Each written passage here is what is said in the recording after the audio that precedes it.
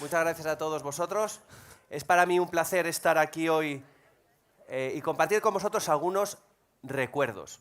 Cuando pienso hacia atrás, uno de los recuerdos más antiguos que tengo es en un cine, en el cine que tenía mi abuelo. De hecho, en una sala de proyección muy parecida a esta.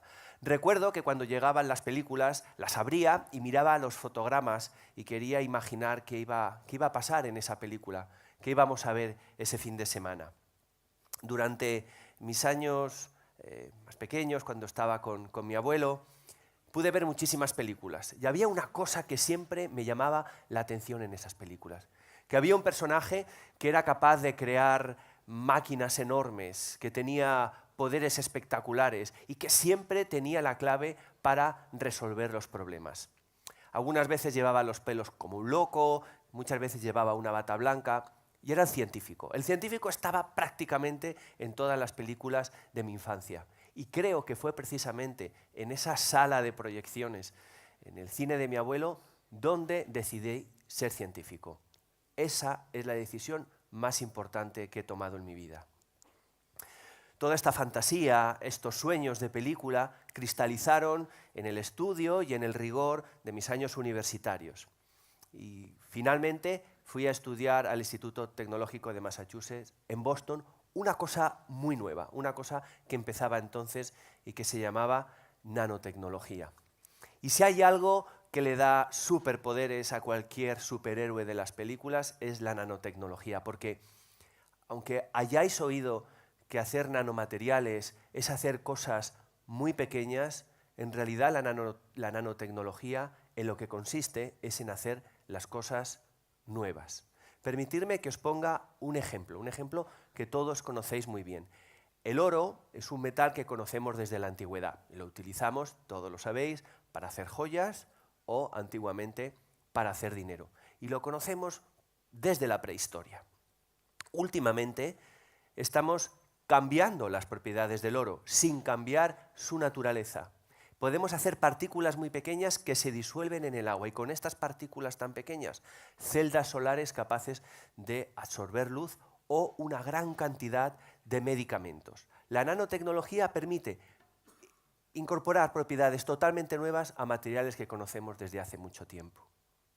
Ya me imaginaba viajando como los personajes de Viaje Alucinante, esa película de 1966, haciendo cosas increíbles con esta nueva tecnología que estaba estudiando. Cuando terminé mi estancia en el Instituto Tecnológico de Massachusetts, no publiqué ningún artículo. Todos esos años de esfuerzo no tenían ningún resultado concreto. Pero había una patente y una idea de crear una empresa. Mis años en el Instituto Tecnológico de Massachusetts, en MIT, fueron la base de Rive Technology, la empresa que creé en Boston y que ahora comercializamos materiales para energía. Tuve que dejar la seguridad de una de las mejores universidades del mundo para empezar esta empresa y me fui a trabajar a Oklahoma con esta persona, con Marvin Johnson. Él es el mejor en mi campo de investigación y durante años trabajamos juntos para verificar, escalar esos resultados y construir la empresa que hoy tenemos. ¿En qué consiste esta tecnología? Os lo voy a explicar muy sencillo. Los catalizadores que utilizamos hoy para fabricar combustibles son unos cristales que tienen agujeros muy pequeños. Es una estructura muy grande con agujeros regulares. En estos agujeros pueden entrar diferentes tipos de hidrocarburos, como los que veis aquí en la pantalla.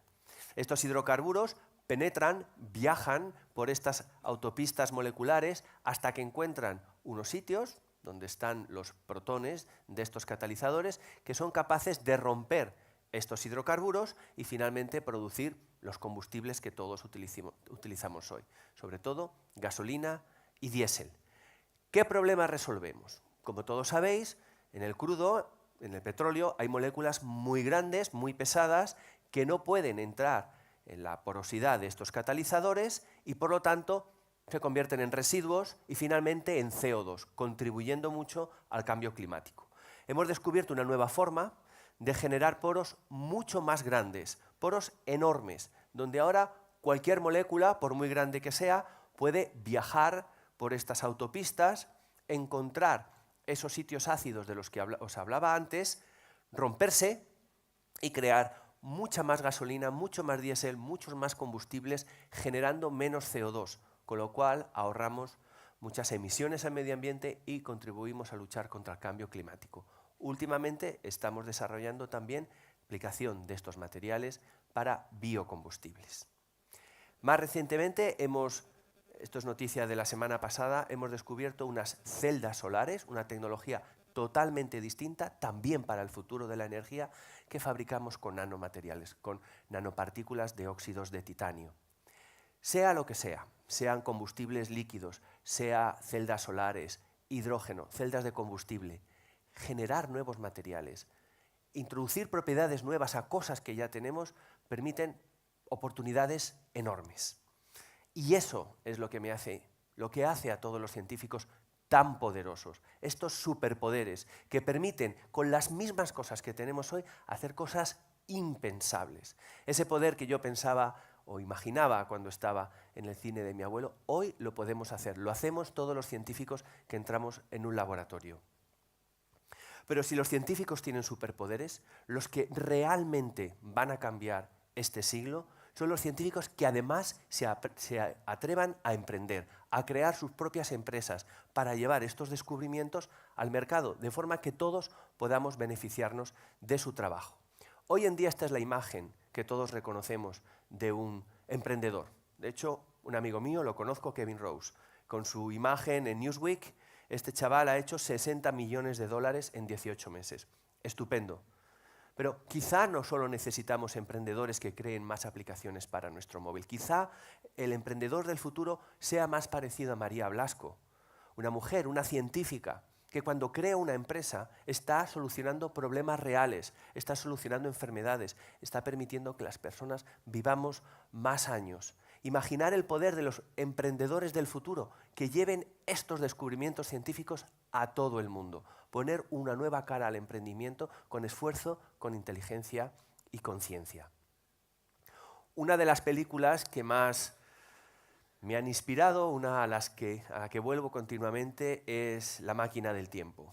Muchas veces me he pensado, igual alguno de vosotros también, que si tuviera una máquina del tiempo, igual le gustaría viajar al pasado para conocer a Julio César o a Alejandro Magno o Leonardo da Vinci, no sé, cada uno a su personaje, o vivir en un tiempo especial, o quizá en el futuro para ver los descubrimientos que nos deparan los nuevos tiempos.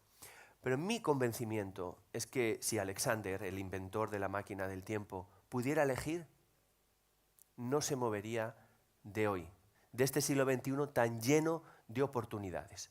Este año se han añadido 4 elementos a la tabla periódica. Ayer mismo Naciones Unidas declaró 2019 como el Año Internacional de la Tabla Periódica.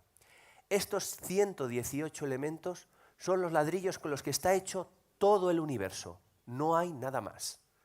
Somos nosotros los científicos que, reorganizándolos, cambiando la estructura de estos materiales, podemos crear cosas nuevas. Y los grandes retos a los que nos enfrentamos, desde la energía, las enfermedades, la escasez de agua, la malnutrición, tienen soluciones técnicas y son gente como vosotros, gente como nosotros que trabajamos en el laboratorio, los que vamos a encontrar las soluciones para estos grandes problemas del siglo XXI. Muchas veces regreso a esa sala de proyecciones, volviendo a imaginar esas películas, viendo solamente unos pocos fotogramas, y me gusta pensar que eso es lo que hacemos en el laboratorio. Vemos unos pocos datos, los equipos nos dan alguna imagen de lo que podemos hacer con estos materiales, pero es la imaginación, somos las personas los que realmente unimos toda esa información para crear cosas nuevas. Hoy en día se nos habla mucho de los robots, de cuál es el papel de la persona en el siglo XXI y qué nos hace diferentes a los robots que ya pueden ganarnos al ajedrez o hacer tantas cosas nuevas. Yo creo que lo que nos define a los seres humanos es que nos morimos. Nosotros nos morimos. Vivimos solamente unos pocos años. Y está en nuestras manos decidir cómo utilizamos nuestra inteligencia, nuestro tiempo y nuestros sueños.